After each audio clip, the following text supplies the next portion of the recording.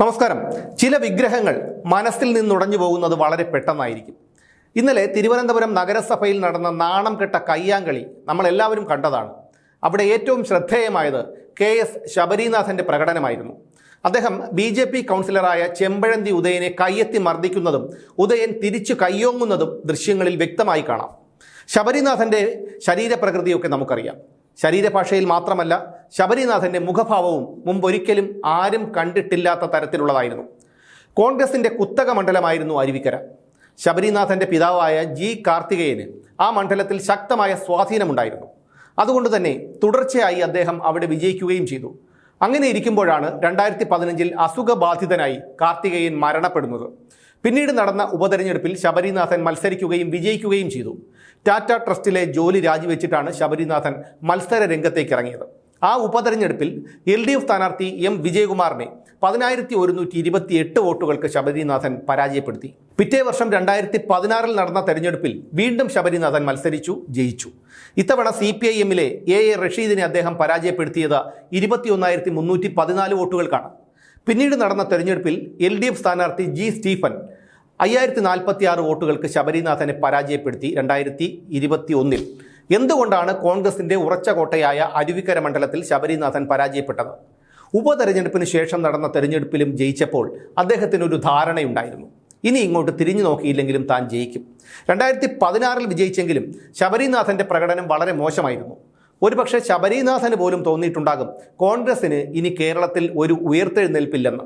കാരണം 2021 പരാജയപ്പെട്ടതിനു ശേഷം അദ്ദേഹം മണ്ഡലത്തിലേക്ക് തിരിഞ്ഞു നോക്കിയിട്ട് പോലുമില്ലായിരുന്നു. എന്നാൽ G കാർത്തികേയൻ അങ്ങനെയല്ലായിരുന്നു. അദ്ദേഹം മണ്ഡലത്തിലെ ഓരോ വീടുകളിലും ക്ഷണിക്കുന്ന ചടങ്ങുകൾക്കെല്ലാം എത്തും.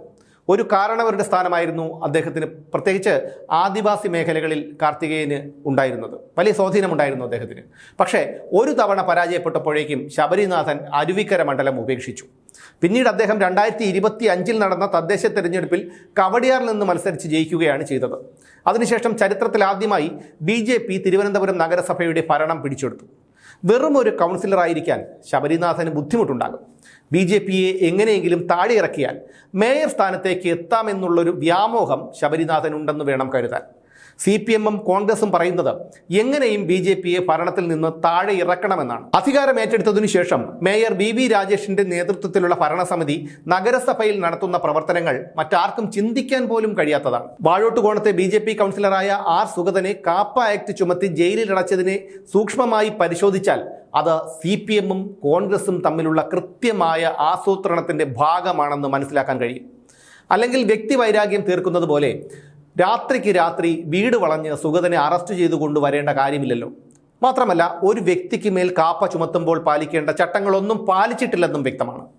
ഇന്നലെ തന്നെ ശബരീനാഥൻ വെല്ലുവിളിച്ചത് തൻ്റെ കൊക്കിന് ജീവൻ ഉണ്ടെങ്കിൽ സുഗതൻ ജയിലിൽ നിന്ന് പുറത്തിറങ്ങില്ല എന്നാണ്. ശബരീനാഥൻ മനസ്സിലാക്കേണ്ട ഒരു കാര്യം, ഈ വെല്ലുവിളിയും ഊച്ചാളിത്തരവും ഒക്കെ ഒരു കോൺഗ്രസ്സുകാരന് യോജിക്കുന്നതല്ല. അത് CPM-കാർക്കുള്ളതാണ്. ഇതുപോലുള്ള ഷോ കാണിച്ചാൽ ജനം വലിച്ചു ചുരുട്ടി ദൂരെ എറിയും. അപ്പോൾ തിരുവനന്തപുരം നഗരസഭയുടെ പ്രവർത്തനം നടക്കുന്നത് ശരിയായ രീതിയിലാണ്. അത് ജനങ്ങൾക്കറിയാം. ജനങ്ങൾ ഇതെല്ലാം കണ്ടുകൊണ്ടിരിക്കുകയാണ്. സംസ്ഥാനത്ത് ഭരണം UDF-ന് തന്നെയാണ്, സംശയമില്ല. ആ ഭരണം കിട്ടിയത് പിണറായിയുടെ ഭരണകാലത്ത് പ്രതിപക്ഷത്തുണ്ടായിരുന്ന കോൺഗ്രസിൻ്റെ മികവ് കൊണ്ടല്ലെന്നും പിണറായി വിരുദ്ധ വികാരവും ഭരണവിരുദ്ധ വികാരവും കൊണ്ടാണെന്നും ശബരീനാഥൻ ഇനിയെങ്കിലും മനസ്സിലാക്കണം. ഇനി ഭരണം കയ്യിലുള്ളത് കൊണ്ടാണ് സുഗതൻ ജയിലിൽ നിന്ന് പുറത്തിറങ്ങില്ല എന്ന് പറഞ്ഞതെങ്കിൽ അത് തീരുമാനിക്കുന്നത് ശബരീനാഥനല്ല. അതിനിവിടെ കോടതിയും മറ്റു നിയമ സംവിധാനങ്ങളുമുണ്ട്. മേയറാകാനുള്ള നല്ല പൂതിയുണ്ടെന്ന് ശബരീനാഥൻ്റെ ഇന്നലത്തെ പ്രകടനത്തിൽ നിന്ന് ജനങ്ങൾക്ക് മനസ്സിലായി. കഴിഞ്ഞ LDF-ന്റെ ഭരണകാലത്തും തിരുവനന്തപുരം നഗരസഭയിൽ കോൺഗ്രസ്സുകാരുണ്ടായിരുന്നല്ലോ. അന്ന് എന്തുകൊണ്ട് ആര്യ രാജേന്ദ്രൻ ഉൾപ്പെടെ നടത്തിയ അഴിമതികൾ ചോദ്യം ചെയ്തില്ല? പിണറായി വിജയൻ്റെ ഭരണകാലത്ത് സർക്കാരിനെയും അയാളുടെ ഭരണത്തെയും പലവട്ടം പുകഴ്ത്തിയ ആളാണല്ലോ ശബരീനാഥൻ്റെ ഭാര്യ ദിവ്യ S അയ്യർ IAS. അതായത് കോൺഗ്രസിനെ താറടിക്കുന്നതിന് തുല്യമായിരുന്നു അത്. അവർ പറഞ്ഞതിൽ എന്തെങ്കിലും കഴമ്പുണ്ടായിരുന്നെങ്കിൽ അത് മനസ്സിലാക്കാമായിരുന്നു. അപ്പോൾ അവരെ വിലക്കാൻ പോലും കഴിയാതിരുന്നയാളാണ് ശബരീനാഥൻ. ദിവ്യ S അയ്യർ IAS ഉദ്യോഗസ്ഥയാണെന്നും അതവരുടെ വ്യക്തിപരമായ കാര്യമാണെന്നും ഒക്കെ പറഞ്ഞ് ശബരീനാഥന് വേണമെങ്കിൽ കൈ കഴുകാം. പക്ഷേ ദിവ്യ S അയ്യർ മാത്രമല്ല കേരളത്തിൽ IAS ഉദ്യോഗസ്ഥയായിട്ടുള്ളത്. വേറെയും ഒരുപാട് പേരുണ്ട്. അവരാരും അവരുടെ നിലയും വിലയും വിട്ട് പെരുമാറിയിട്ടില്ല. ഇന്ന് UDF സർക്കാർ വന്നപ്പോഴും ദിവ്യ S അയ്യർ പ്രധാന പദവിയിലുണ്ട്. അതുകൊണ്ട് ശബരീനാഥൻ മനസ്സിലാക്കേണ്ട ഒരു കാര്യമുണ്ട്, ഉള്ള വില കളയരുത്. നഗരസഭയുടെ പ്രവർത്തനം കാര്യക്ഷമമായി നടക്കുകയാണെന്നുള്ള കാര്യം ജനങ്ങൾക്കറിയാം. തൽക്കാലം ആ മേയർ പൊതി അങ്ങ് മാറ്റിവെക്കുന്നതായിരിക്കും നല്ലത്. നല്ല രീതിയിൽ പ്രവർത്തിച്ചാൽ അടുത്ത തവണയും ജനങ്ങൾ ദയവ് കാണിക്കും.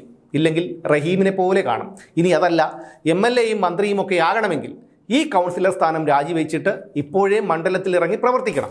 അല്ലാതെ തെരഞ്ഞെടുപ്പ് അടുക്കുമ്പോൾ കൈയും കാലും വീശിക്കൊണ്ട് വന്നാൽ ജനം പുറങ്കാല് കൊണ്ട് തൊഴിച്ചെറിയും. അതോർത്താൽ നല്ലത്.